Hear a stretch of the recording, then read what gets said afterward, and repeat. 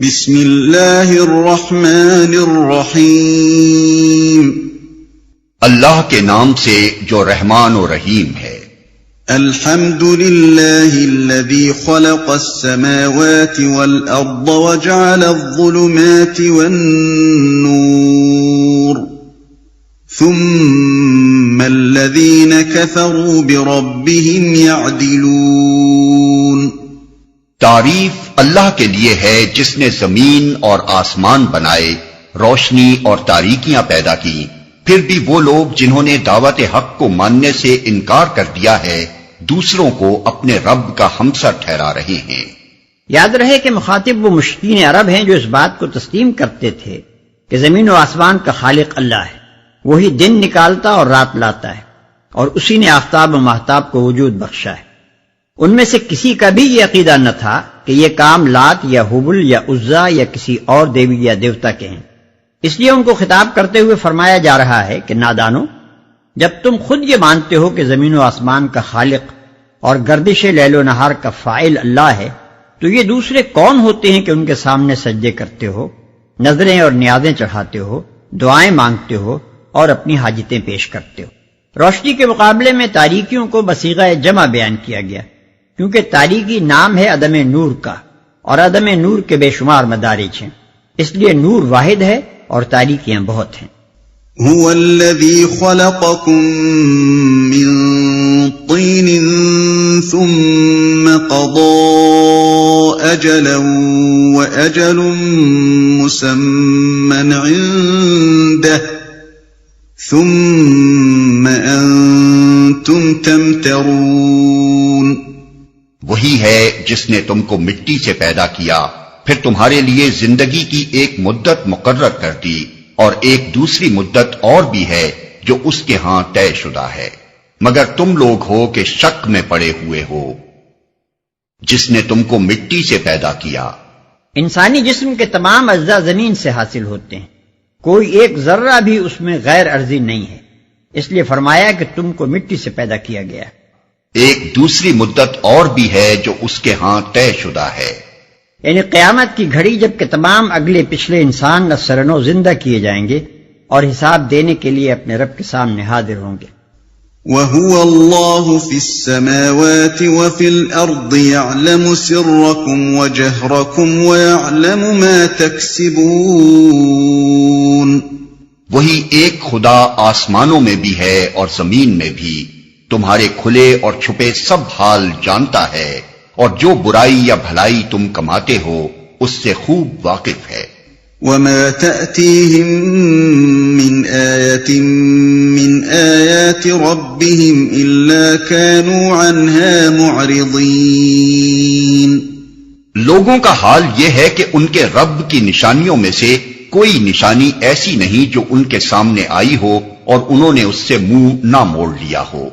فَقَدْ كَذَّبُوا بِالْحَقِّ لَمَّا جَاءَهُمْ فَسَوْفَ يَأْتِيهِمْ أَنبَاءُ مَا كَانُوا بِهِ يَسْتَهْزِئُونَ۔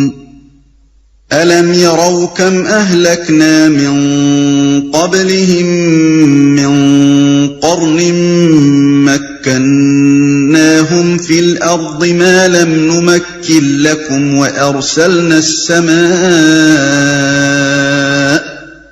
وَأَرْسَلْنَا السَّمَاءَ عَلَيْهِمْ مِدْرَارًا وَجَعَلْنَا الْأَنْهَارَ تَجْرِي مِنْ تَحْتِهِمْ فَأَهْلَكْنَاهُمْ بِذُنُوبِهِمْ وَأَنشَأْنَا مِنْ بَعْدِهِمْ قَرْنًا آخَرِينَ۔ چنانچہ اب جو حق ان کے پاس آیا تو اسے بھی انہوں نے جھٹلا دیا۔ اچھا، جس چیز کا وہ اب تک مذاق اڑاتے رہے ہیں ان قریب اس کے متعلق کچھ خبریں انہیں پہنچیں گی۔ کیا انہوں نے دیکھا نہیں کہ ان سے پہلے کتنی ایسی قوموں کو ہم ہلاک کر چکے ہیں جن کا اپنے اپنے زمانے میں دور آ رہا ہے؟ ان کو ہم نے زمین میں وہ اقتدار بخشا تھا جو تمہیں نہیں بخشا ہے، ان پر ہم نے آسمان سے خوب بارشیں برسائیں اور ان کے نیچے نہریں بہا دیں، مگر جب انہوں نے کفران نعمت کیا تو آخر کار ہم نے ان کے گناہوں کی پاداش میں انہیں تباہ کر دیا اور ان کی جگہ دوسرے دور کی قوموں کو اٹھایا۔ ان قریب اس کے متعلق کچھ خبریں انہیں پہنچیں گی۔ اشارہ ہے ہجرت اور ان کامیابیوں کی طرف جو ہجرت کے بعد اسلام کو پے در پہ حاصل ہونے والی تھی۔ جس وقت یہ اشارہ فرمایا گیا تھا اس وقت نہ کفار یہ گمان کر سکتے تھے کہ کس قسم کی خبریں انہیں پہنچنے والی ہیں، اور نہ مسلمانوں ہی کے ذہن میں اس کا کوئی تصور تھا، بلکہ نبی صلی اللہ علیہ وسلم خود بھی آئندہ کے امکانات سے بے خبر تھے۔ وَلَوْ نَزَّلْنَا عَلَيْكَ كِتَابًا فِي قِرْطَاسٍ فَلَمَسُوهُ بِأَيْدِيهِمْ لقال الذين كفروا إن هذا إلا سحر مبين۔ اے پیغمبر، اگر ہم تمہارے اوپر کوئی کاغذ میں لکھی لکھائی کتاب بھی اتار دیتے اور لوگ اسے اپنے ہاتھوں سے چھو کر بھی دیکھ لیتے، تب بھی جنہوں نے حق کا انکار کیا ہے وہ یہی کہتے کہ یہ تو صریح جادو ہے۔ وَقَالُوا لَوْلَا أُنزِلَ عَلَيْهِ مَلَكٌ وَلَوْ أَنزَلْنَا مَلَكًا لَقُضِيَ الْأَمْرُ ثُمَّ لَا يُنظَرُونَ۔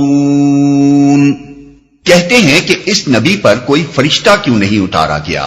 اگر کہیں ہم نے فرشتہ اتار دیا ہوتا تو اب تک کبھی کا فیصلہ ہو چکا ہوتا، پھر انہیں کوئی مہلت نہ دی جاتی۔ اس نبی پر کوئی فرشتہ کیوں نہیں اتارا گیا؟ یعنی جب یہ شخص خدا کی طرف سے پیغمبر بنا کر بھیجا گیا ہے تو آسمان سے ایک فرشتہ اترنا چاہیے تھا جو لوگوں سے کہتا کہ یہ خدا کا پیغمبر ہے، اس کی بات مانو ورنہ تمہیں سزا دی جائے گی۔ جاہل معترضین کو اس بات پر تعجب تھا کہ خالق ارض و سما کسی کو پیغمبر مقرر کرے اور پھر اس طرح اسے بے یار و مددگار پتھر کھانے اور گالیاں سننے کے لیے چھوڑ دے۔ اتنے بڑے بادشاہ کا سفیر اگر کسی بڑے اسٹاف کے ساتھ نہ آیا تھا تو کم از کم ایک فرشتہ تو اس کی اردلی میں رہنا چاہیے تھا تاکہ وہ اس کی حفاظت کرتا، اس کا رعب بٹھاتا، اس کی ماموریت کا یقین دلاتا اور فوق الفطری طریقے سے اس کے کام انجام دیتا۔ پھر انہیں کوئی مہلت نہ دی جاتی۔ یہ ان کے اعتراض کا پہلا جواب ہے۔ اس کا مطلب یہ ہے کہ ایمان لانے اور اپنے طرز عمل کی اصلاح کر لینے کے لیے جو مہلت تمہیں ملی ہوئی ہے یہ اسی وقت تک ہے جب تک کہ حقیقت پردہ غیب بے پوشیدہ ہے، ورنہ جہاں غیب کا پردہ چاک ہوا پھر مہلت کا کوئی موقع باقی نہ رہے گا۔ اس کے بعد تو صرف حساب ہی لینا باقی رہ جائے گا، اس لیے کہ دنیا کی زندگی تمہارے لیے ایک امتحان کا زمانہ ہے، اور امتحان اس امر کا ہے کہ تم حقیقت کو دیکھے بغیر عقل و فکر کے صحیح استعمال سے اس کا ادراک کرتے ہو یا نہیں، اور ادراک کرنے کے بعد اپنے نفس اور اس کی خواہشات کو قابو میں لا کر اپنے عمل کو حقیقت کے مطابق درست رکھتے ہو یا نہیں۔ اس امتحان کے لیے غیب کا غیب رہنا شرط لازم ہے، اور تمہاری دنیاوی زندگی جو دراصل مہلت امتحان ہے اسی وقت تک قائم رہ سکتی ہے جب تک کہ غیب غیب ہے۔ جہاں غیب شہادت میں تبدیل ہوا یہ مہلت لازماً ختم ہو جائے گی اور امتحان کے بجائے نتیجہ امتحان نکلنے کا وقت آ پہنچے گا۔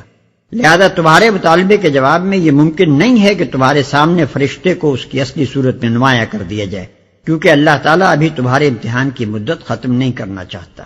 وَلَوْ جَعَلْنَاهُ مَلَكًا لَجَعَلْنَاهُ رَجُلًا وَلَلَبَسْنَا عَلَيْهِمْ مَا يَلْبِسُونَ۔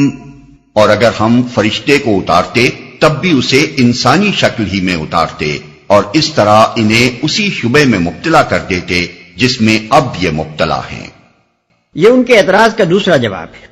فرشتے کے آنے کی پہلی صورت یہ ہو سکتی تھی کہ وہ لوگوں کے سامنے اپنی اصلی غیبی صورت میں ظاہر ہوتا، لیکن اوپر بتا دیا گیا کہ ابھی اس کا وقت نہیں آیا۔ اب دوسری صورت یہ باقی رہ گئی کہ وہ انسانی صورت میں آئے۔ اس کے متعلق فرمایا جا رہا ہے کہ اگر وہ انسانی صورت میں آئے تو اس کے مامور من اللہ ہونے میں بھی تم کو وہی اشتباہ پیش آئے گا جو محمد صلی اللہ علیہ وسلم کے مامور من اللہ ہونے میں پیش آ رہا ہے۔ وَلَقَدِ اسْتُهْزِئَ بِرُسُلٍ مِّن قَبْلِكَ فَحَاقَ بِالَّذِينَ سَخِرُوا مِنْهُم مَّا كَانُوا بِهِ يَسْتَهْزِئُونَ۔ اے محمد، تم سے پہلے بھی بہت سے رسولوں کا مذاق اڑایا جا چکا ہے، مگر ان مذاق اڑانے والوں پر آخر کار وہی حقیقت مسلط ہو کر رہی جس کا وہ مذاق اڑاتے تھے۔ قل سيروا في الأرض ثم انظروا كيف كان عاقبة المكذبين۔ ان سے کہو ذرا زمین میں چل پھر کر دیکھو جھٹلانے والوں کا کیا انجام ہوا ہے۔ یعنی گزری ہوئی قوموں کے آثار قدیمہ اور ان کے تاریخی افسانے شہادت دیں گے کہ صداقت و حقیقت سے منہ موڑنے اور باطل پرستی پر اصرار کرنے کی بدولت کس طرح یہ قومیں عبرتناک انجام سے دوچار ہوئیں۔ قل لمن ما في السماوات والأرض قل لله كتب على نفسه الرحمة ليجمعنكم إلى يوم القيامة لا ريب فيه الذين خسروا أنفسهم فهم لا يؤمنون۔ ان سے پوچھو آسمانوں اور زمین میں جو کچھ ہے وہ کس کا ہے؟ کہو سب کچھ اللہ ہی کا ہے، اس نے رحم و کرم کا شیوا اپنے اوپر لازم کر لیا ہے، اسی لیے وہ نافرمانیوں اور سرکشیوں پر تمہیں جلدی سے نہیں پکڑ لیتا۔ قیامت کے روز وہ تم سب کو ضرور جمع کرے گا۔ یہ بالکل ایک غیر مشتبہ حقیقت ہے، مگر جن لوگوں نے اپنے آپ کو خود تباہی کے خطرے میں مبتلا کر لیا ہے وہ اسے نہیں مانتے۔ کہو سب کچھ اللہ ہی کا ہے۔ یہ ایک لطیف انداز بیان ہے۔ پہلے حکم ہوا کہ ان سے پوچھو زمین و آسمان کی موجودات کس کی ہیں۔ سائل نے سوال کیا اور جواب کے انتظار میں ٹھہر گیا۔ مخاطب اگرچہ خود قائل ہیں کہ سب کچھ اللہ کا ہے، لیکن نہ تو وہ غلط جواب دینے کی جرات رکھتے ہیں اور نہ صحیح جواب دینا چاہتے ہیں، کیونکہ اگر صحیح جواب دیتے ہیں تو انہیں خوف ہے کہ مخالف اس سے ان کے مشرکانہ عقیدے کے خلاف استدلال کرے گا، اس لیے وہ کچھ جواب نہیں دیتے۔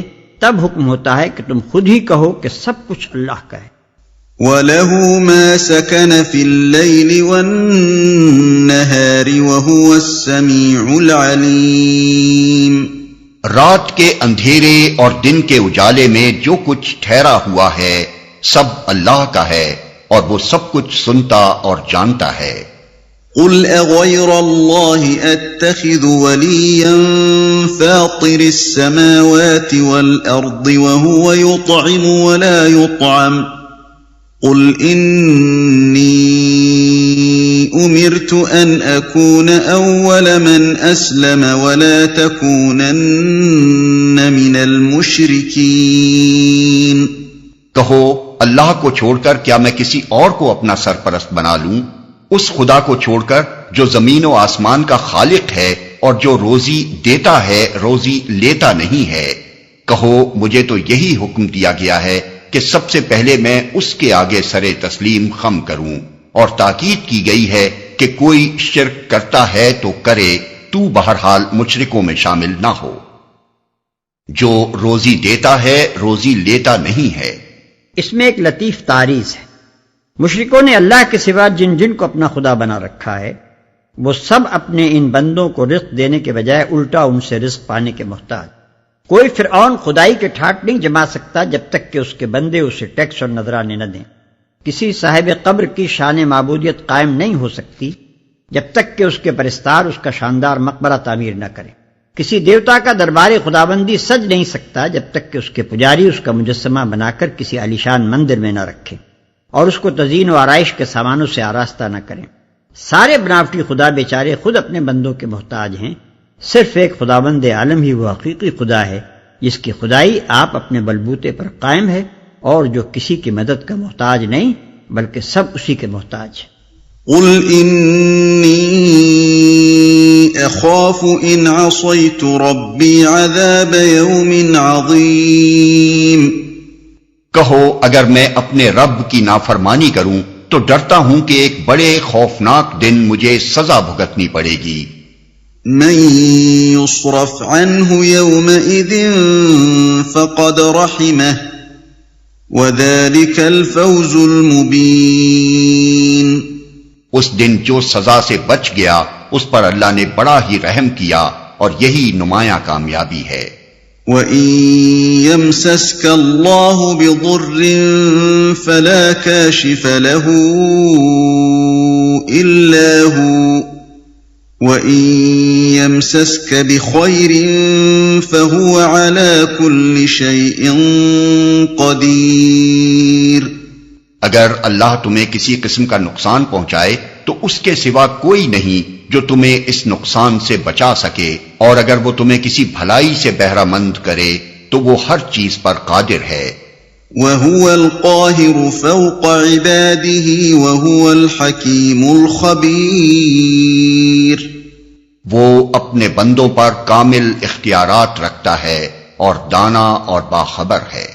قُلْ أَيُّ شَيْءٍ أَكْبَرُ شَهَادَةً قُلِ اللَّهُ شَهِيدٌ بَيْنِي وَبَيْنَكُمْ وَأُوحِيَ إِلَيَّ هَذَا الْقُرْآنُ لِأُنذِرَكُم بِهِ وَمَن بَلَغَ أَإِنَّكُمْ لَتَشْهَدُونَ أَنَّ مَعَ اللَّهِ آلِهَةً أُخْرَى قُل لَّا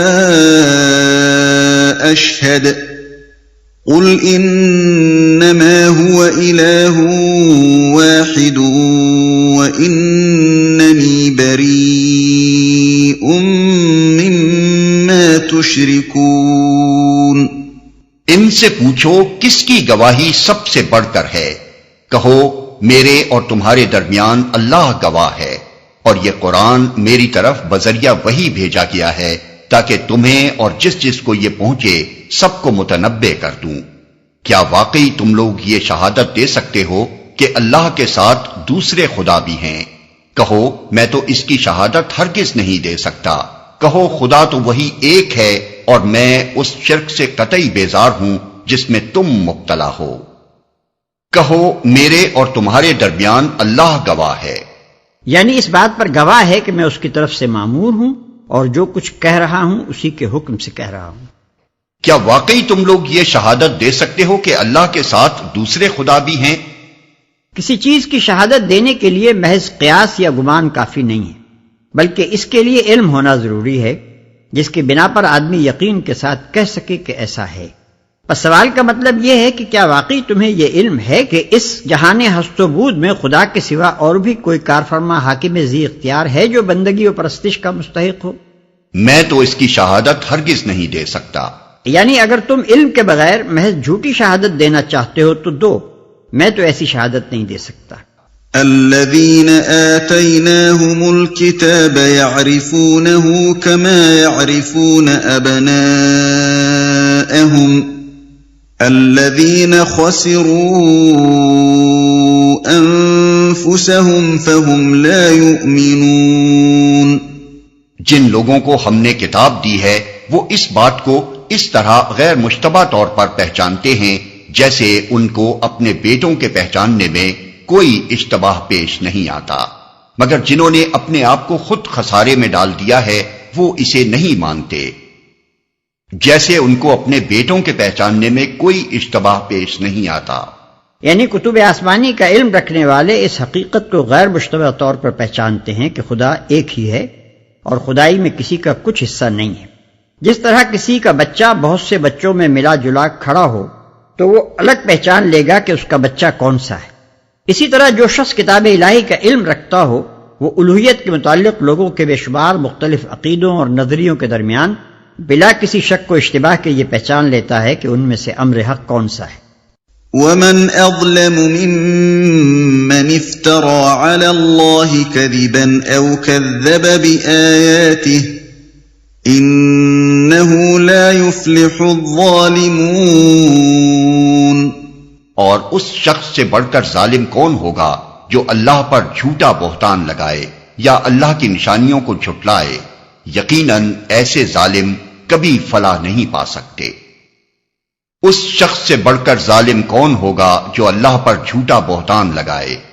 یعنی یہ دعویٰ کرے کہ خدا کے ساتھ دوسری بہت سی ہستیاں بھی خدائی میں شریک ہیں، خدائی صفات سے متصف ہیں، خداوندانہ اختیارات رکھتی ہیں اور اس کی مستحق ہیں کہ انسان ان کے آگے ابدیت کا رویہ اختیار کرے۔ نیز یہ بھی اللہ پر بہتان ہے کہ کوئی یہ کہے کہ خدا نے فلاں فلاں ہستیوں کو اپنا مقرب خاص قرار دیا ہے اور اسی نے یہ حکم دیا ہے، یا کم از کم یہ کہ وہ اس پر راضی ہے کہ ان کی طرف خدائی صفات منسوب کی جائیں اور ان سے وہ معاملہ کیا جائے جو بندے کو اپنے خدا کے ساتھ کرنا چاہیے۔ اللہ کی نشانیوں کو جھٹلائے۔ اللہ کی نشانیوں سے مراد وہ نشانیاں بھی ہیں جو انسان کے اپنے نفس اور ساری کائنات میں پھیلی ہوئی ہیں، اور وہ بھی جو پیغمبروں کی سیرت اور ان کے کارناموں میں ظاہر ہوئیں، اور وہ بھی جو کتب آسمانی میں پیش کی گئیں۔ یہ ساری نشانیاں ایک ہی حقیقت کی طرف رہنمائی کرتی ہیں، یعنی یہ کہ موجودات عالم میں خدا صرف ایک ہے، باقی سب بندے ہیں۔ اب جو شخص ان تمام نشانیوں کے مقابلے میں کسی حقیقی شہادت کے بغیر، کسی علم، کسی مشاہدے اور کسی تجربے کے بغیر مجرد قیاس و گمان یا تقلید آبائی کی بنا پر دوسروں کو الوہیت کی صفات سے متصف اور خداوندی حقوق کا مستحق ٹھہراتا ہے، ظاہر ہے کہ اس سے بڑھ کر ظالم کوئی نہیں ہو سکتا۔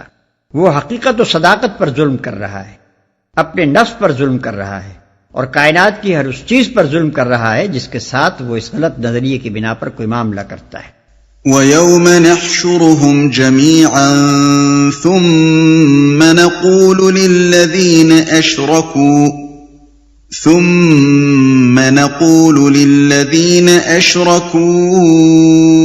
أَيْنَ شُرَكَاؤُكُمُ الَّذِينَ كُنتُمْ تَزْعُمُونَ ثم لم تكن فتنتهم إلا أن قالوا والله ربنا ما كنا مشركين۔ جس روز ہم ان سب کو اکٹھا کریں گے اور مشرکوں سے پوچھیں گے کہ اب وہ تمہارے ٹھہرائے ہوئے شریک کہاں ہیں جن کو تم اپنا خدا سمجھتے تھے، تو وہ اس کے سوا کوئی فتنہ نہ اٹھا سکیں گے کہ یہ جھوٹا بیان دیں کہ اے ہمارے آقا تیری قسم ہم ہرگز مشرک نہ تھے۔ انظر كيف كذبوا على أنفسهم وضل عنهم ما كانوا يفترون۔ دیکھو اس وقت یہ کس طرح اپنے اوپر آپ جھوٹ گھڑیں گے اور وہاں ان کے سارے بناوٹی معبود گم ہو جائیں گے۔ وَمِنْهُمْ مَنْ يَسْتَمِعُ إِلَيْكَ وَجَعَلْنَا عَلَى قُلُوبِهِمْ أَكِنَّةً أَنْ يَفْقَهُوهُ وَفِي آذَانِهِمْ وَقْرًا وَإِنْ يَرَوْا كُلَّ آيَةٍ لَا يُؤْمِنُوا بِهَا حَتَّى إِذَا جَاءُوكَ يُجَادِلُونَكَ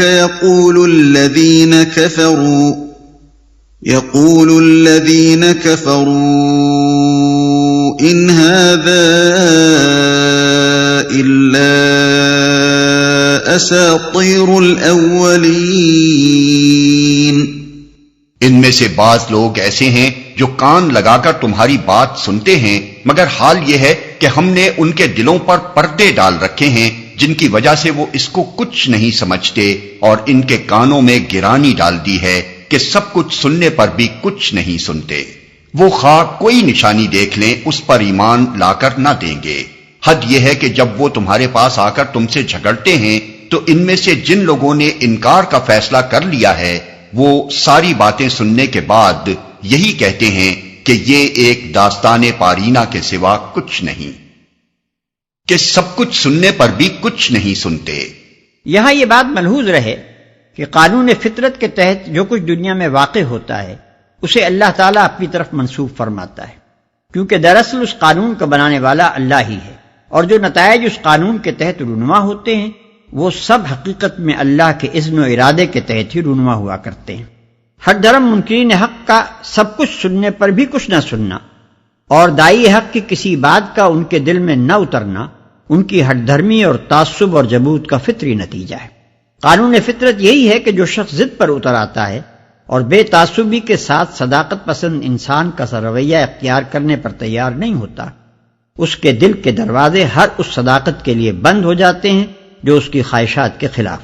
اس بات کو جب ہم بیان کریں گے تو یوں کہیں گے کہ فلاں شخص کے دل کے دروازے بند ہیں، اور اسی بات کو جب اللہ بیان فرمائے گا تو یوں فرمائے گا کہ اس کے دل کے دروازے ہم نے بند کر دیے، کیونکہ ہم صرف واقعہ بیان کرتے ہیں اور اللہ حقیقت واقعہ کا اظہار فرماتا ہے کہ یہ ایک داستان پارینہ کے سوا کچھ نہیں۔ نادان لوگوں کا عموماً یہ قاعدہ ہوتا ہے کہ جب کوئی شخص انہیں حق کی طرف دعوت دیتا ہے تو وہ کہتے ہیں کہ تم نے نئی بات کیا کہی، یہ تو سب وہی پرانی باتیں ہیں جو ہم پہلے سے سنتے چلے آ رہے ہیں۔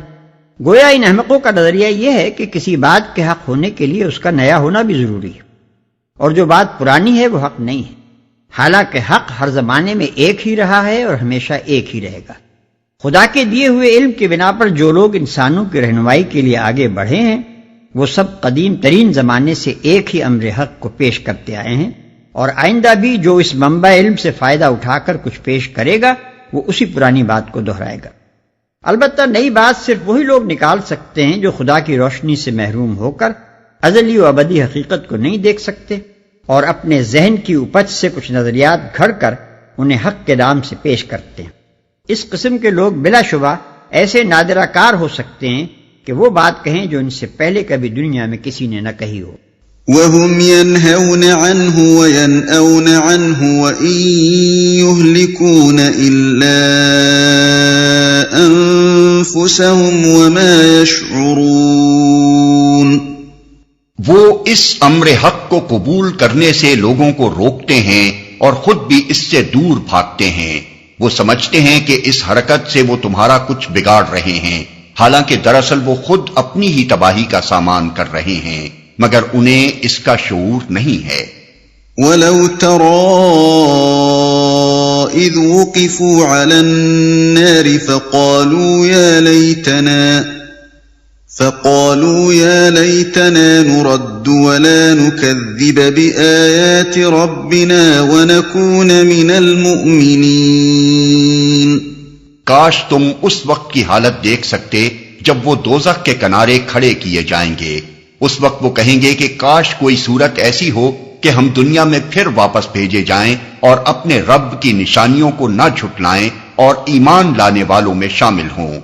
بل بدا لهم ما كانوا يخفون من قبل ولو ردوا لعادوا لما نهوا عنه وإنهم لكاذبون۔ در حقیقت یہ بات وہ محض اس وجہ سے کہیں گے کہ جس حقیقت پر انہوں نے پردہ ڈال رکھا تھا وہ اس وقت بے نقاب ہو کر ان کے سامنے آ چکی ہوگی، ورنہ اگر انہیں سابق زندگی کی طرف واپس بھیجا جائے تو پھر وہی سب کچھ کریں جس سے انہیں منع کیا گیا ہے، وہ تو ہیں ہی جھوٹے، اس لیے اپنی اس خواہش کے اظہار میں بھی جھوٹ ہی سے کام لیں گے۔ جس حقیقت پر انہوں نے پردہ ڈال رکھا تھا وہ اس وقت بے نقاب ہو کر ان کے سامنے آ چکی ہوگی۔ یعنی ان کا یہ قول در حقیقت عقل و فکر کے کسی صحیح فیصلے اور کسی حقیقی تبدیلی رائے کا نتیجہ نہ ہوگا، بلکہ محض مشاہدہ حق کا نتیجہ ہوگا، جس کے بعد ظاہر ہے کہ کوئی کٹے سے کٹا کافر بھی انکار کی جرات نہیں کر سکتا۔ وَقَالُوا إِنْ هِيَ إِلَّا حَيَاتُنَا الدُّنْيَا وَمَا نَحْنُ بِمَبْعُوثِينَ۔ آج یہ لوگ کہتے ہیں کہ زندگی میں جو کچھ بھی ہے بس یہی دنیا کی زندگی ہے اور ہم مرنے کے بعد ہرگز دوبارہ نہ اٹھائے جائیں گے۔ وَلَوْ تَرَىٰ إِذْ وُقِفُوا عَلَىٰ رَبِّهِمْ قَالَ أَلَيْسَ هَٰذَا بِالْحَقِّ قَالُوا بَلَىٰ وَرَبِّنَا قَالَ فَذُوقُوا الْعَذَابَ بِمَا كُنتُمْ تَكْفُرُونَ۔ کاش وہ منظر تم دیکھ سکو جب یہ اپنے رب کے سامنے کھڑے کیے جائیں گے، اس وقت ان کا رب ان سے پوچھے گا کیا یہ حقیقت نہیں ہے؟ یہ کہیں گے ہاں اے ہمارے رب یہ حقیقت ہی ہے۔ وہ فرمائے گا اچھا تو اب اپنے انکار حقیقت کی پاداش میں عذاب کا مزہ چکھو۔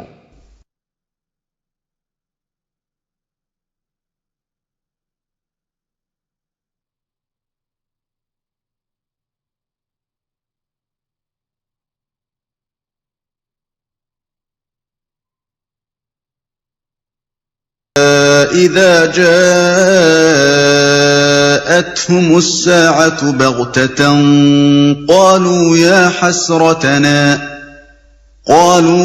حَسْرَتَنَا عَلَى مَا فَرَّطْنَا فِيهَا وَهُمْ يَحْمِلُونَ أَوْزَارَهُمْ عَلَى ظُهُورِهِمْ أَلَا سَاءَ مَا يَزِرُونَ۔ نقصان میں پڑ گئے وہ لوگ جنہوں نے اللہ سے اپنی ملاقات کی اطلاع کو جھوٹ قرار دیا۔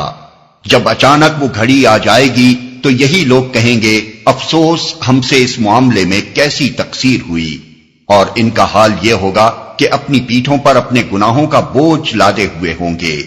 دیکھو کیسا برا بوجھ ہے جو یہ اٹھا رہے ہیں۔ وَمَا الْحَيَاةُ الدُّنْيَا إِلَّا لَعِبٌ وَلَهْوٌ وَلَلدَّارُ الْآخِرَةُ خَيْرٌ لِّلَّذِينَ يَتَّقُونَ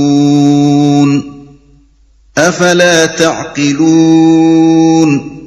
دنیا کی زندگی تو ایک کھیل اور ایک تماشا ہے، حقیقت میں آخرت ہی کا مقام ان لوگوں کے لیے بہتر ہے جو ضیاءکاری سے بچنا چاہتے ہیں۔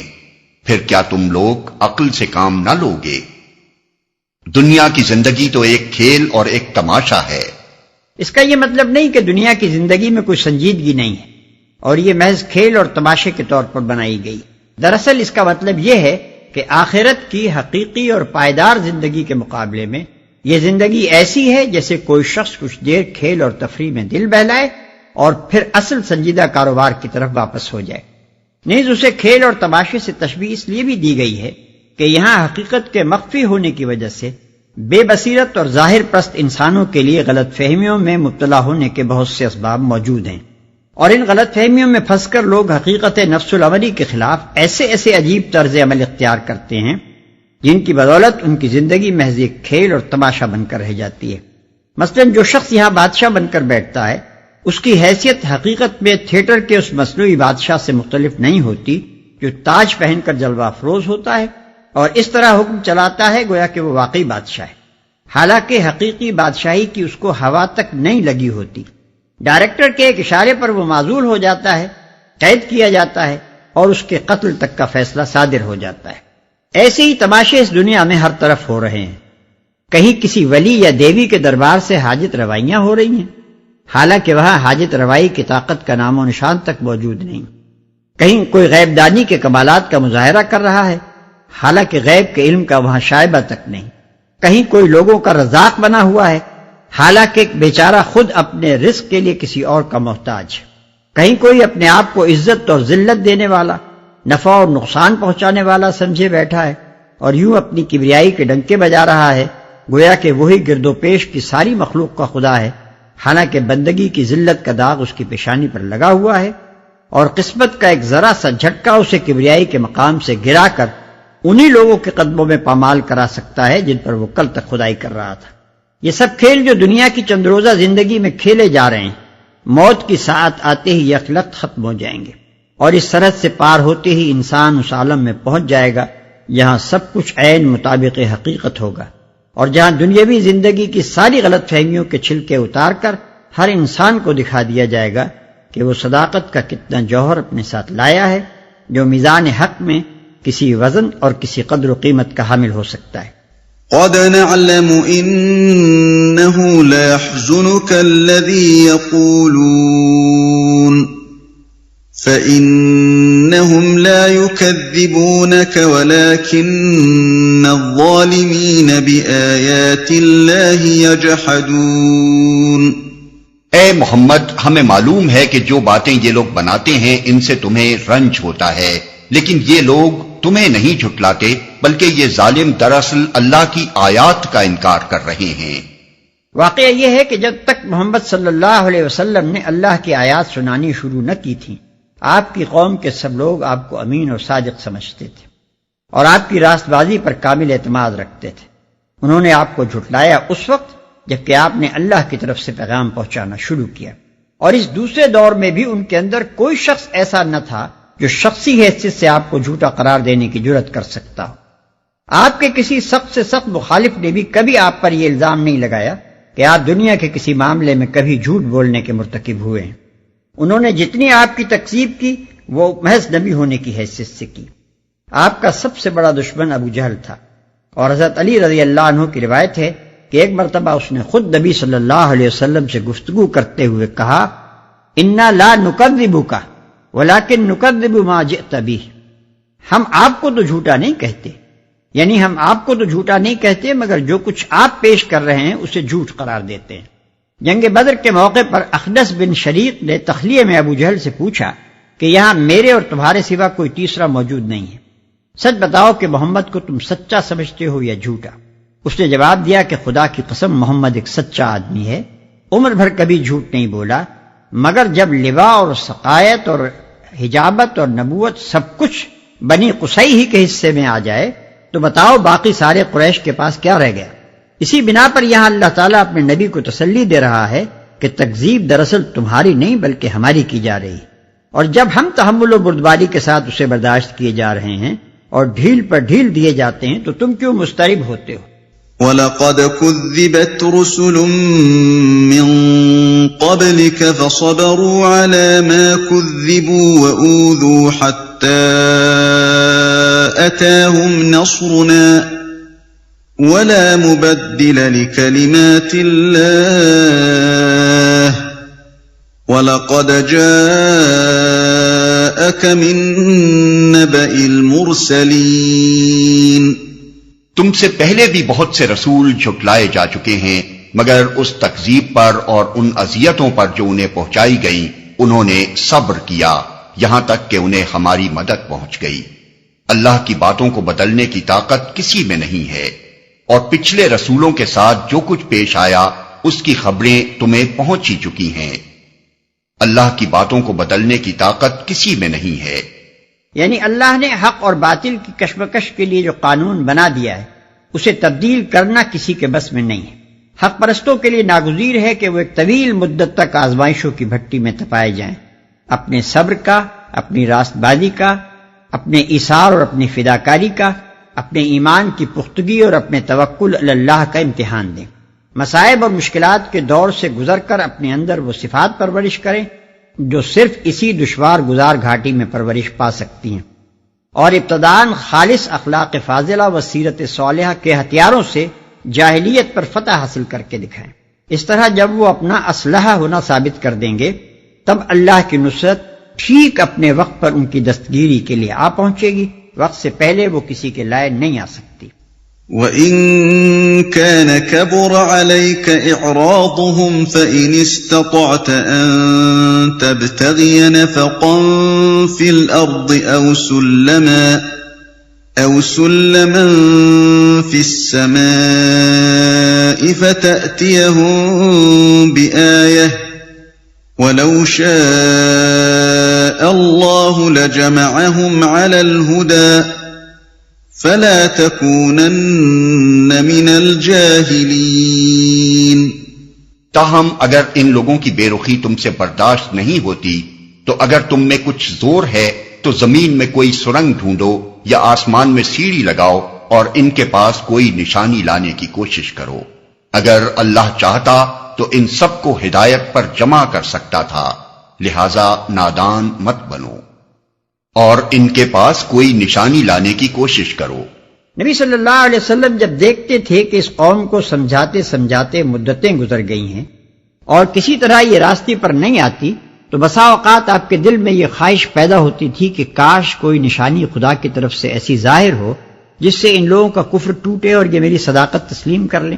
آپ کی اسی خواہش کا جواب اس آیت میں دیا گیا ہے۔ مطلب یہ ہے کہ بے صبری سے کام نہ لو، جس ڈھنگ اور جس ترتیب و تدریج سے ہم اس کام کو چلوا رہے ہیں اسی پر صبر کے ساتھ چلتے جاؤ۔ معجزوں سے کام لینا ہوتا تو کیا ہم خود نہ لے سکتے تھے؟ مگر ہم جانتے ہیں کہ جس فکری و اخلاقی انقلاب اور جس بدنیت صالحہ کی تعمیر کے کام پر تم مامور کیے گئے ہو اسے کامیابی کی منزل تک پہنچانے کا صحیح راستہ یہ نہیں ہے۔ تاہم اگر لوگوں کے موجودہ جمود اور ان کے انکار کی سختی پر تم سے صبر نہیں ہوتا اور تمہیں گمان ہے کہ اس جمود کو توڑنے کے لیے کسی محسوس نشانی کا مشاہدہ کرانا ہی ضروری ہے تو خود زور لگاؤ اور تمہارا کچھ بس چلتا ہو تو زمین میں گھس کر یا آسمان پر چڑھ کر کوئی ایسا معجزہ لانے کی کوشش کرو جسے تم سمجھو کہ یہ بے یقینی کو یقین میں تبدیل کر دینے کے لیے کافی ہوگا، مگر ہم سے امید نہ رکھو کہ ہم تمہاری یہ خواہش پوری کریں گے کیونکہ ہماری اسکیم میں اس تدبیر کے لیے کوئی جگہ نہیں ہے، لہذا نادان مت بنو۔ یعنی اگر صرف یہی بات مطلوب ہوتی کہ تمام انسان کسی نہ کسی طور پر راست رو بن جائیں تو نبی بھیجنے اور کتابیں نازل کرنے اور مومنوں سے کفار کے مقابلے میں جد و جہد کرانے اور دعوت حق کو تدریجی تحریک کی منزلوں سے گزروانے کی حاجت ہی کیا تھی؟ یہ کام تو اللہ کے ایک ہی تخلیقی اشارے سے انجام پا سکتا تھا، لیکن اللہ اس کام کو اس طریقے پر کرنا نہیں چاہتا۔ اس کا منشا تو یہ ہے کہ حق کو دلائل کے ساتھ لوگوں کے سامنے پیش کیا جائے، پھر ان میں سے جو لوگ فکر صحیح سے کام لے کر حق کو پہچان لیں وہ اپنے آزادانہ اختیار سے اس پر ایمان لائیں، اپنی سیرتوں کو اس کے سانچے میں ڈھال کر باطل پرستوں کے مقابلے میں اپنا اخلاقی تفوق ثابت کریں۔ انسانوں کے مجموعے میں سے صالح عناصر کو اپنے طاقتور استدلال، اپنے بلند نصب العین، اپنے بہتر اصول زندگی اور اپنی پاکیزہ سیرت کی کشش سے اپنی طرف کھینچتے چلے جائیں، اور باطل کے خلاف پہم جد و جہد کر کے فطری ارتقاء کی راہ سے قیامت دین حق کی منزل تک پہنچے۔ اللہ اس کام میں ان کی رہنمائی کرے گا، اور جس مرحلے پر جیسی مدد اللہ سے پانے کا وہ اپنے آپ کو مستحق بنائیں گے وہ مدد بھی انہیں دیتا چلا جائے گا۔ لیکن اگر کوئی یہ چاہے کہ اس فطری راستے کو چھوڑ کر اللہ تعالیٰ محض اپنی قدرت قاہرہ کے زور سے افکار فاسدہ کو مٹا کر لوگوں میں فکر صالح پھیلا دے اور تمدن فاسد کو نیست و نابود کر کے بدنیت صالحہ تعمیر کر دے تو ایسا ہرگز نہ ہوگا، کیونکہ یہ اللہ کی اس حکمت کے خلاف ہے جس کے تحت اس نے انسان کو دنیا میں ایک ذمہ دار مخلوق کی حیثیت سے پیدا کیا ہے، اسے تصرف کے اختیارات دیے ہیں، طاعت و عصیان کی آزادی بخشی ہے، امتحان کی مہلت عطا کی ہے، اور اس کی صحیح کے مطابق جزا اور سزا دینے کے لیے فیصلے کا ایک وقت مقرر کر دیا ہے۔ انما يستجيب الذين يسمعون والموتى يبعثهم الله ثم إليه يرجعون۔ دعوت حق پر لبیک وہی لوگ کہتے ہیں جو سننے والے ہیں، رہے مردے تو انہیں تو اللہ بس قبروں ہی سے اٹھائے گا اور پھر وہ اس کی عدالت میں پیش ہونے کے لیے واپس لائے جائیں گے۔ رہے مردے، سننے والوں سے مراد وہ لوگ ہیں جن کے ضمیر زندہ ہیں، جنہوں نے اپنی عقل و فکر کو معطل نہیں کر دیا ہے، اور جنہوں نے اپنے دل کے دروازوں پر تعصب اور جمود کے قفل نہیں چڑھا دیے۔ ان کے مقابلے میں مردہ وہ لوگ ہیں جو لکیر کے فقیر بنے اندھوں کی طرح چلے جا رہے ہیں اور اس لکیر سے ہٹ کر کوئی بات قبول کرنے کے لیے تیار نہیں ہیں، خواہ وہ صریح حق ہی کیوں نہ ہو۔ وقالوا لولا نزل عليه آية من ربه قل إن الله قادر على أن ينزل آية ولكن أكثرهم لا يعلمون۔ یہ لوگ کہتے ہیں کہ اس نبی پر اس کے رب کی طرف سے کوئی نشانی کیوں نہیں اتری؟ کہو اللہ نشانی اتارنے کی پوری قدرت رکھتا ہے، مگر ان میں سے اکثر لوگ نادانی میں مبتلا ہیں۔ نشانی سے مراد محسوس معجزہ ہے۔ اللہ تعالیٰ کے اس ارشاد کا مطلب یہ ہے کہ معجزہ نہ دکھائے جانے کی وجہ یہ نہیں ہے کہ ہم اس کو دکھانے سے عاجز ہیں، بلکہ اس کی وجہ کچھ اور ہے جسے یہ لوگ محض اپنی نادانی سے نہیں سمجھتے۔ وما من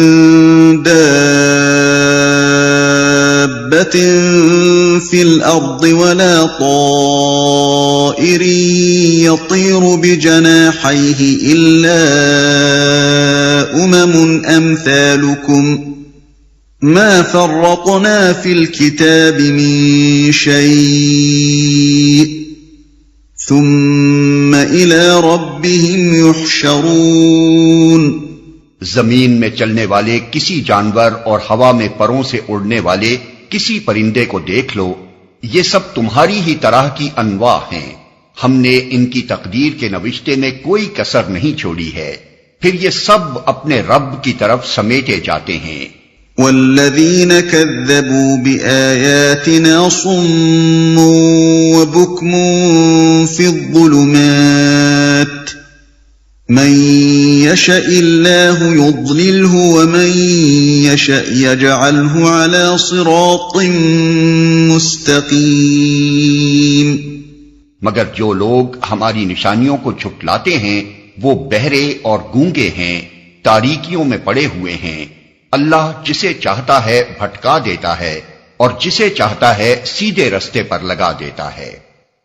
تاریکیوں میں پڑے ہوئے ہیں، مطلب یہ ہے کہ اگر تمہیں محض تماش بینی کا شوق نہیں بلکہ فی الواقع یہ معلوم کرنے کے لیے نشانی دیکھنا چاہتے ہو کہ یہ نبی جس چیز کی طرف بلا رہا ہے وہ امر حق ہے یا نہیں، تو آنکھیں کھول کر دیکھو۔ تمہارے گرد و پیش ہر طرف نشانیاں ہی نشانیاں پھیلی ہوئی ہیں۔ زمین کے جانوروں اور ہوا کے پرندوں کی کسی ایک نوع کو لے کر اس کی زندگی پر غور کرو، کس طرح اس کی ساکھ ٹھیک ٹھیک اس کے مناسب حال بنائی گئی ہے، کس طرح اس کی جبلت میں اس کی فطری ضرورتوں کے عین مطابق قوتیں ودیت کی گئی ہیں، کس طرح اس کی رزق رسانی کا انتظام ہو رہا ہے، کس طرح اس کی ایک تقدیر مقرر ہے جس کے حدود سے وہ نہ آگے بڑھ سکتی ہے نہ پیچھے ہٹ سکتی ہے، کس طرح ان میں سے ایک ایک جانور اور ایک ایک چھوٹے سے چھوٹے کیڑے کی اسی مقام پر جہاں وہ ہے خبرگیری، نگرانی، حفاظت اور رہنمائی کی جا رہی ہے، کس طرح اس سے ایک مقرر اسکیم کے مطابق کام لیا جا رہا ہے، کس طرح اسے ایک ضابطے کا پابند بنا کر رکھا گیا ہے، اور کس طرح اس کی پیدائش، تناسل اور موت کا سلسلہ پوری باقاعدگی کے ساتھ چل رہا ہے۔ اگر خدا کی بے شمار نشانیوں میں سے صرف اسی ایک نشانی پر غور کرو تو تمہیں معلوم ہو جائے کہ خدا کی توحید اور اس کی صفات کا جو تصور یہ پیغمبر تمہارے سامنے پیش کر رہا ہے، اور اس تصور کے مطابق دنیا میں زندگی بسر کرنے کے لیے جس رویے کی طرف تمہیں دعوت دے رہا ہے وہ عین حق ہے، لیکن تم لوگ نہ خود اپنی آنکھیں کھول کر دیکھتے ہو، نہ کسی سمجھانے والے کی بات سنتے ہو، جہالت کی تاریکیوں میں پڑے ہوئے ہو اور چاہتے ہو کہ عجائب قدرت کے کرشمے دکھا کر تمہارا دل بہلایا جائے۔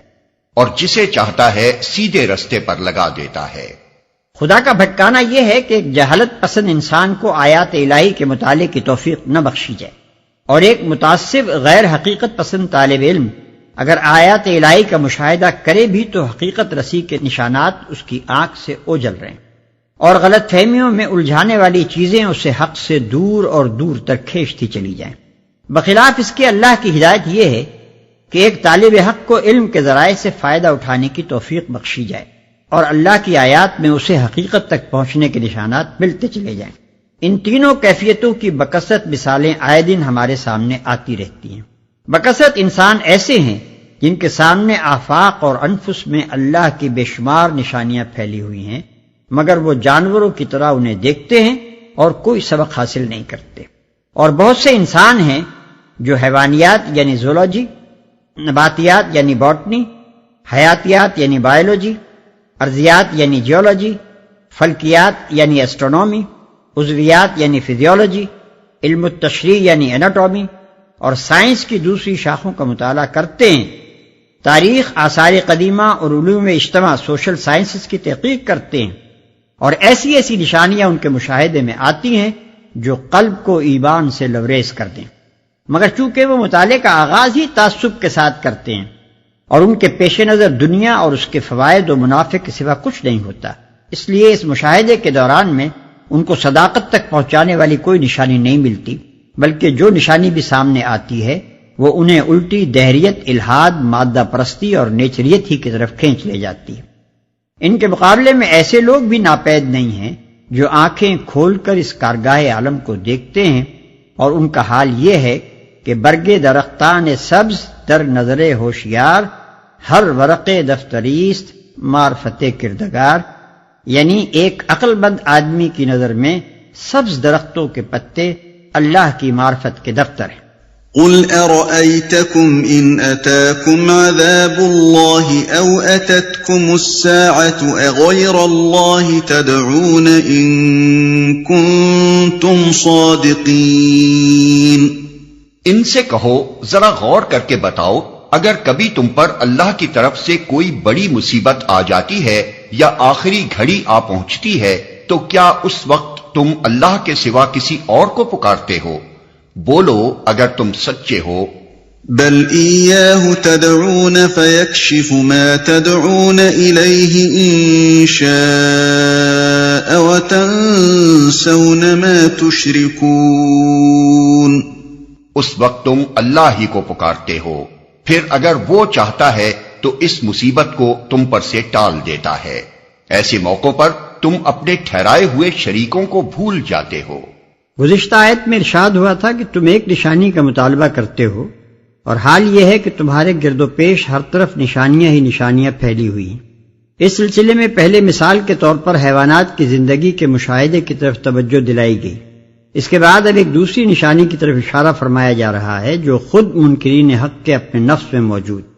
جب انسان پر کوئی بڑی آفت آ جاتی ہے یا موت اپنی بھیانک صورت کے ساتھ سامنے آ کھڑی ہوتی ہے اس وقت ایک خدا کے دامن کے سوا کوئی دوسری پناہ گاہ اسے نظر نہیں آتی۔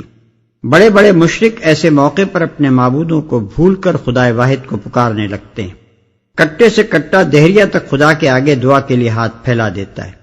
اسی نشانی کو یہاں حق نمائی کے لیے پیش کیا جا رہا ہے، کیونکہ یہ اس بات پر دلیل ہے کہ خدا پرستی اور توحید کی شہادت ہر انسان کے نفس میں موجود ہے، جس پر غفلت و جہالت کے خواہ کتنے ہی پردے ڈال دیے گئے ہوں، مگر پھر بھی کبھی نہ کبھی وہ ابھر کر سامنے آ جاتی ہے۔ ابو جہل کے بیٹے اکرمہ کو اسی نشانی کے مشاہدے سے ایمان کی توفیق نصیب ہوئی۔ جب مکہ معظمہ نبی صلی اللہ علیہ وسلم کے ہاتھ پر فتح ہو گیا تو اکرمہ جدہ کی طرف بھاگے اور ایک کشتی پر سوار ہو کر حبش کی راہ لی۔ راستے میں سخت طوفان آیا اور کشتی خطرے میں پڑ گئی۔ اول تو دیویوں اور دیوتاؤں کو پکارا جاتا رہا، مگر جب طوفان کی شدت بڑھی اور مسافروں کو یقین ہو گیا کہ اب کشتی ڈوب جائے گی تو سب کہنے لگے کہ یہ وقت اللہ کے سوا کسی کو پکارنے کا نہیں ہے، وہی چاہے تو ہم بچ سکتے ہیں۔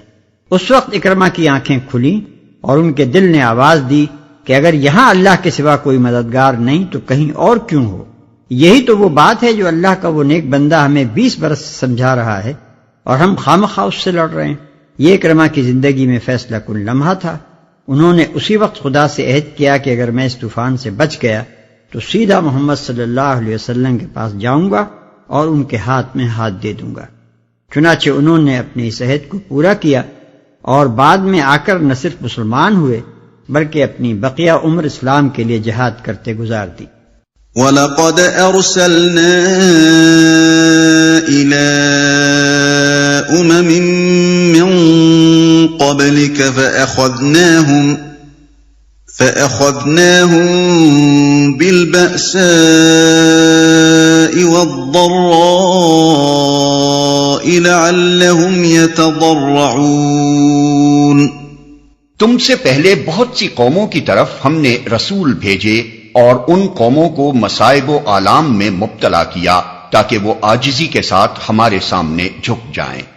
فَلَوْلَا إِذْ جَاءَهُم بَأْسُنَا تَضَرَّعُوا وَلَكِنْ قَسَتْ قُلُوبُهُمْ وَزَيَّنَ لَهُمُ الشَّيْطَانُ مَا كَانُوا يَعْمَلُونَ۔ پس جب ہماری طرف سے ان پر سختی آئی تو کیوں نہ انہوں نے عاجزی اختیار کی، مگر ان کے دل تو اور سخت ہو گئے اور شیطان نے ان کو اطمینان دلایا کہ جو کچھ تم کر رہے ہو خوب کر رہے ہو۔ فَلَمَّا نَسُوا مَا ذُكِّرُوا بِهِ فَتَحْنَا عَلَيْهِمْ أَبْوَابَ كُلِّ شَيْءٍ حَتَّى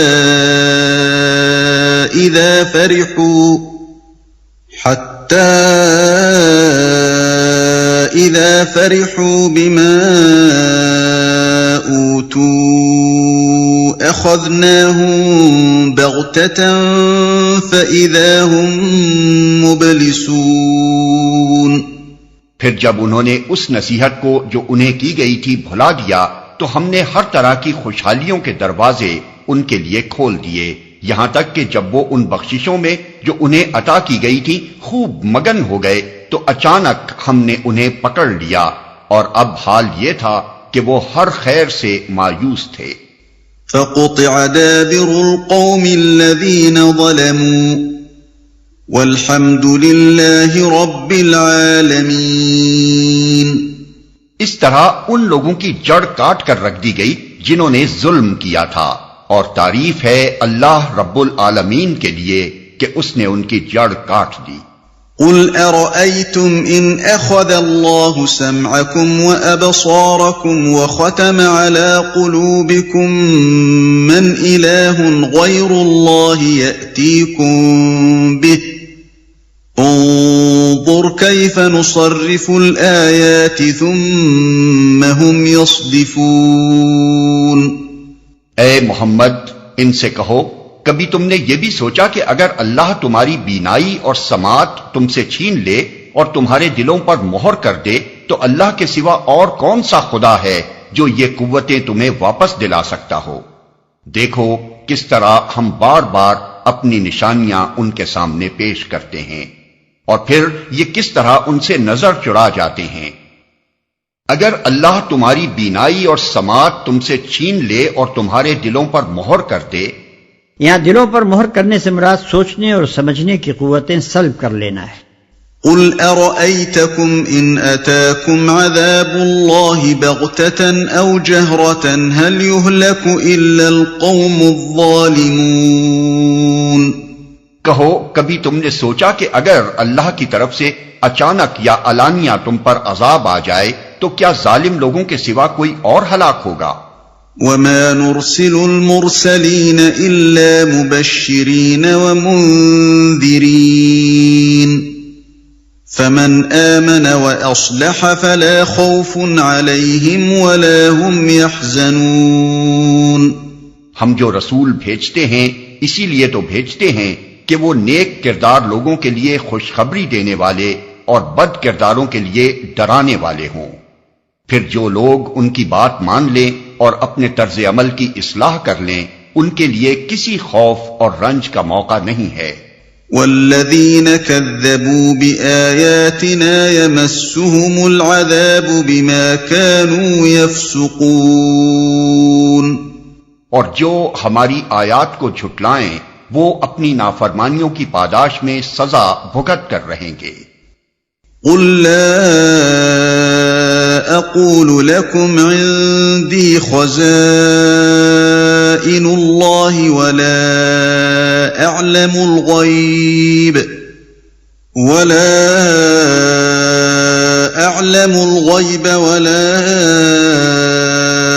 اقول لكم اني ملك ان اتبع الا ما يوحى الي قل هل يستوي الأعمى والبصير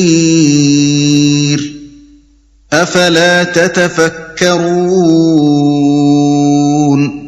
اے محمد ان سے کہو میں تم سے یہ نہیں کہتا کہ میرے پاس اللہ کے خزانے ہیں، نہ میں غیب کا علم رکھتا ہوں اور نہ یہ کہتا ہوں کہ میں فرشتہ ہوں.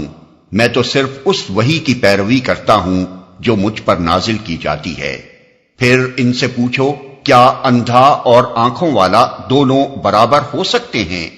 کیا تم غور نہیں کرتے؟ اس وحی کی پیروی کرتا ہوں جو مجھ پر نازل کی جاتی ہے. نادان لوگوں کے ذہن میں ہمیشہ سے یہ احمقانہ تصور رہا ہے کہ جو شخص خدا رسیدہ ہو اسے انسانیت سے ماورا ہونا چاہیے، اس سے عجائب و غرائب صادر ہونے چاہیے. وہ ایک اشارہ کرے اور پہاڑ سونے کا بن جائے، وہ حکم دے اور زمین سے خزانے ابلنے لگیں، اس پر لوگوں کے اگلے پچھلے سب حالات روشن ہوں. وہ بتا دے کہ گمشدہ چیز کہاں رکھی ہے، مریض بچ جائے گا یا مر جائے گا، حاملہ کے پیٹ میں نر ہے یا مادہ. پھر اس کو انسانی کمزوریوں اور محدودیتوں سے بھی بالاتر ہونا چاہیے. بھلا وہ بھی کوئی خدا رسیدہ ہوا جسے بھوک اور پیاس لگے، جس کو نیند آئے، جو بیوی بچے رکھتا ہو، جو اپنی ضرورتیں پوری کرنے کے لیے خرید و فروخت کرتا پھرے، جسے کبھی قرض لینے کی ضرورت پیش آئے اور کبھی وہ مفلسی و تنگ دستی میں مبتلا ہو کر پریشان حال رہے. اسی قسم کے تصورات نبی صلی اللہ علیہ وسلم کے معاصرین کی ذہنیت پر مسلط تھے. وہ جب آپ سے پیغمبری کا دعویٰ سنتے تھے تو آپ کی صداقت جانچنے کے لیے آپ سے غیب کی خبریں پوچھتے تھے، خارق عادت کا مطالبہ کرتے تھے، اور آپ کو بالکل عام انسانوں جیسا ایک انسان دیکھ کر اعتراض کرتے تھے کہ یہ اچھا پیغمبر ہے جو کھاتا پیتا ہے، بیوی بچے رکھتا ہے اور بازاروں میں چلتا پھرتا ہے. انہی باتوں کا جواب اس آیت میں دیا گیا ہے. کیا اندھا اور آنکھوں والا دونوں برابر ہو سکتے ہیں؟ مطلب یہ ہے کہ میں جن حقیقتوں کو تمہارے سامنے پیش کر رہا ہوں ان کا میں نے مشاہدہ کیا ہے، وہ براہ راست میرے تجربے میں آئی ہیں، مجھے وحی کے ذریعے سے ان کا ٹھیک ٹھیک علم دیا گیا ہے. ان کے بارے میں میری شہادت آنکھوں دیکھی شہادت ہے، بخلاف اس کے تم ان حقیقتوں کی طرف سے اندھے ہو. تم ان کے بارے میں جو خیالات رکھتے ہو یا تو قیاس و گمان پر مبنی ہیں یا محض اندھی تقلید پر. لہذا میرے اور تمہارے درمیان بینا اور نابینا کا سا فرق ہے، اور اسی اعتبار سے مجھے تم پر فوقیت حاصل ہے، نہ اس اعتبار سے کہ میرے پاس خدائی کے خزانے ہیں یا میں عالم الغیب ہوں یا انسانی کمزوریوں سے مبرہ ہوں.